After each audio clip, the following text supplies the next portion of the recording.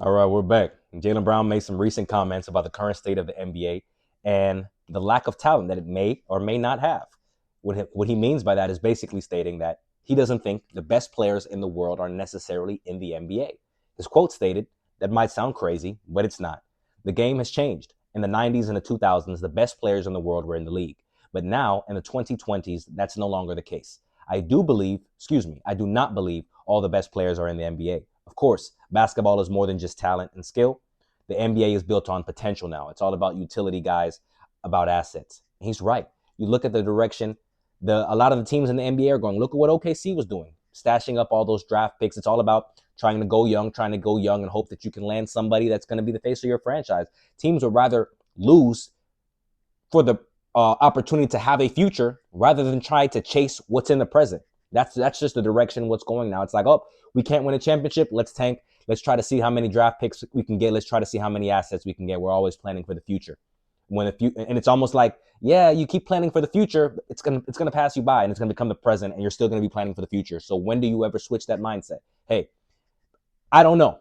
But continuing on with this, I feel like the main reason why a lot of guys end up overseas and not necessarily in the NBA is not from a talent or skill level issue. I think it's the lack of ability to dumb your game down or to play a role. Because there's guys, a lot of guys overseas, like one guy, for example, Mike James, killer overseas. He gets to the NBA, he can't play that brand of basketball because there's guys that are able to do what he does at a better and higher level, at a more efficient level. So it's like, it's not to say Mike James is bad in any way. He's an elite player, NBA caliber player. But when he's in the NBA, he can't play the same brand of basketball that he plays overseas. He has to dumb his game down in the NBA if he wants to fit in. And as players, it comes to a point where you're like, you have to make a choice. Is it worth chasing the NBA dream, or do you want the satisfaction of being able to play freely the way you like to play basketball? And I think a lot of times guys would rather pick that choice, have the freedom to play the brand of basketball they want, and give up the opportunity to dumb their game down to make more money while not being happy at it. It's a decision that a lot of guys have to make. But hey, got to make it.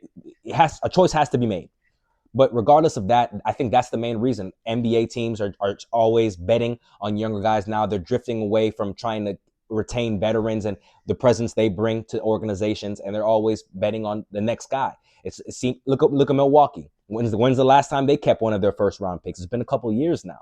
And that's the direction I see a lot of teams going in, because it's like, all right, if you're not showing us flashes that you can be a legit guy, what are we gonna bring you back for?